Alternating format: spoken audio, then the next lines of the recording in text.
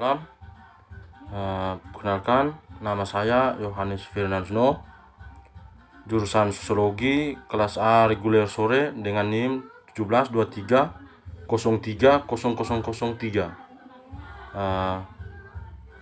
Dalam rangka perkuliahan mata kuliah Sosiologi terapan.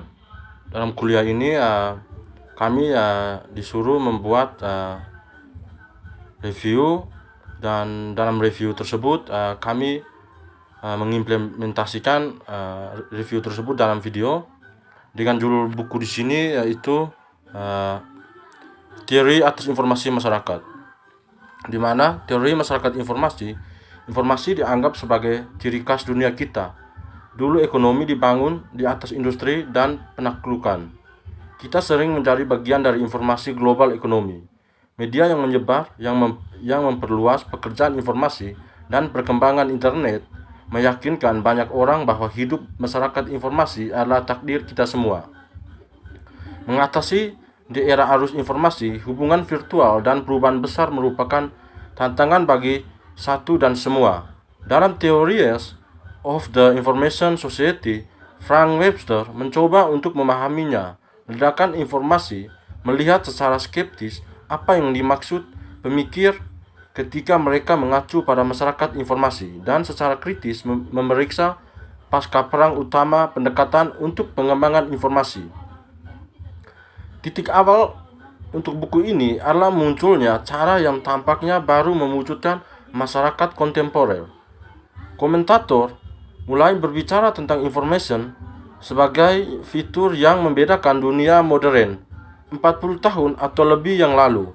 Ini memprioritaskan informasi telah dipertahankan sekarang selama beberapa dekade, dan ada sedikit tanda dari itu kehilangan pegangan pada imajinasi. Yang berikutnya, teknologi.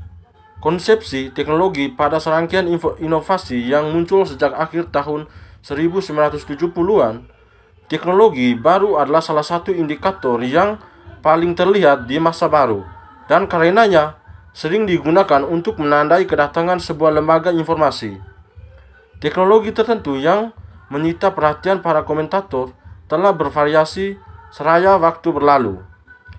Ada yang ketinggalan zaman karena teknologi unggul, seperti CD.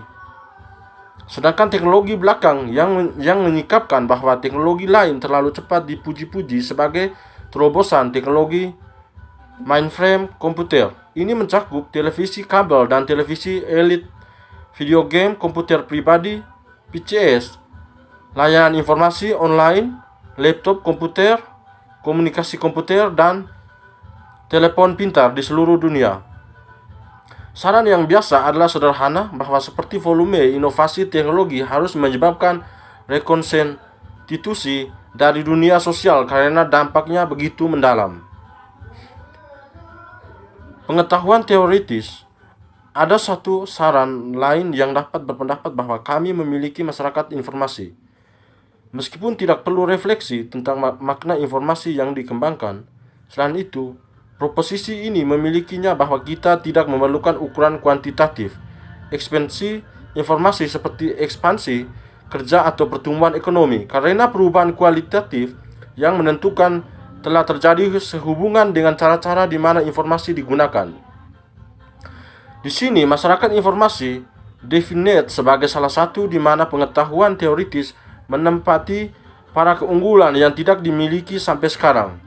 Tema yang menyatukan apa yang agak berbeda pemikir adalah bahwa dalam masyarakat informasi ini, meskipun istilah pengetahuan masyarakat mungkin lebih disukai karena alasan yang jelas bahwa itu membangkitkan lebih dari sekedar bit informasi. Yang diatur dalam cara-cara seperti itu diprioritaskan. Meskipun prioritas pengetahuan teoritis ini mendapat sedikit perawatan dalam teori-teori masyarakat informasi. Ia memiliki banyak untuk memuji itu sebagai fitur yang membedakan kehidupan kontemporer. Kualitas bab yang telah berlalu menunjukkan bahwa ada kesulitan bagi siapapun yang percaya bahwa suatu masyarakat informasi telah tiba, dan bahwa bukti untuk ini terbukti dengan jelas meskipun sebagai perangkat heuristik. Istilah masyarakat informasi mungkin berharga dalam menjelajahi ciri-ciri dunia modern. Itu terlalu inisial untuk diterima sebagai istilah definitif. Sebagian besar kelemahan dari masyarakat informasi menawarkan pengukuran kuantitatif, jumlah pekerja kerap putih, presenter GNP yang ditunjuk untuk informasi dan lain-lain, dan menganggap bahwa pada titik tertentu yang tidak spesifik kita memasuki masyarakat informasi ketika ini mulai mendominasi, tapi tidak ada alasan yang jelas untuk menunjukkan sebagai jenis baru masyarakat satu di mana semua kita saksi adalah jumlah info lebih banyak dalam sirkulasi dan penyimpanan. Masyarakat pasca industri. Di antara para pemikir yang percaya pada gagasan bahwa semacam masyarakat baru adalah urutan muncul karakterisasi paling dikenal dari masyarakat informasi adalah teori Daniel Bell post-industrialisme.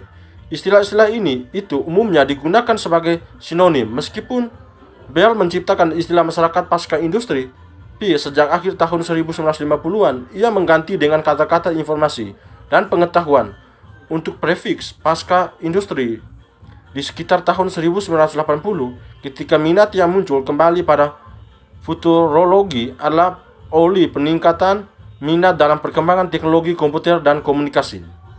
Meskipun demikian, Daniel Bell telah sejak awal intersenpianya menegaskan peran utama dari informasi pengetahuan.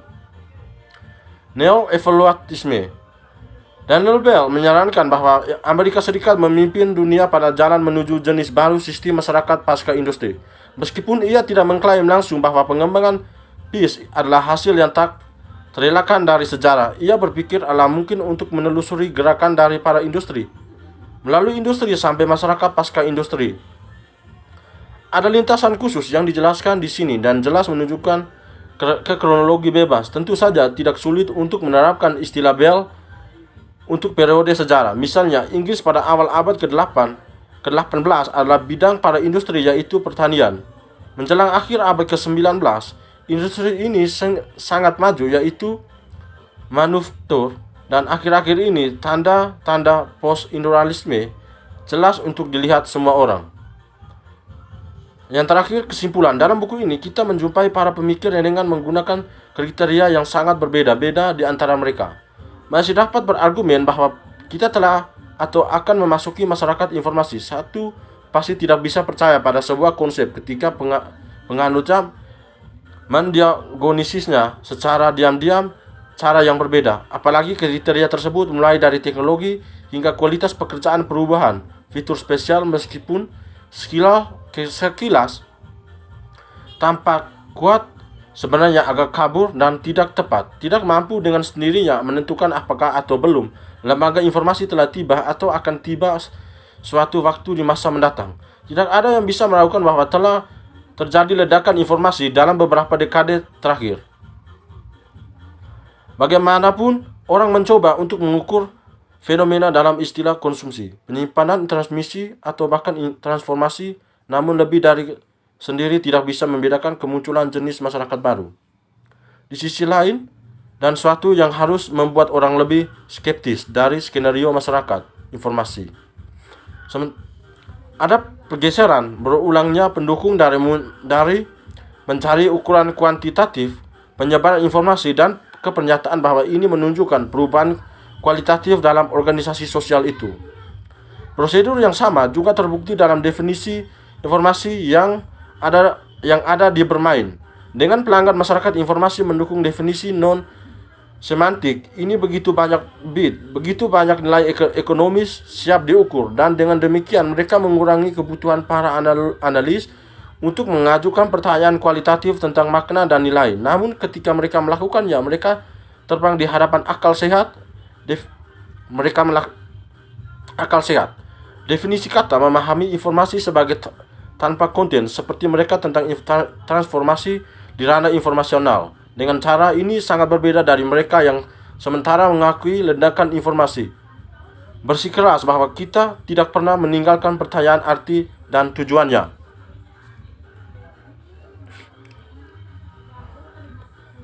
Sekian pembuatan video ini. Apabila ada kekurangan, mohon dimaklumi, dan bila teman-teman kurang memahami video dari saya, bisa diberi komentar di bawah kolom komentar. Jangan lupa like, comment, and subscribe. Sekian dan terima kasih. Selamat malam. Tuhan Yesus memberkati.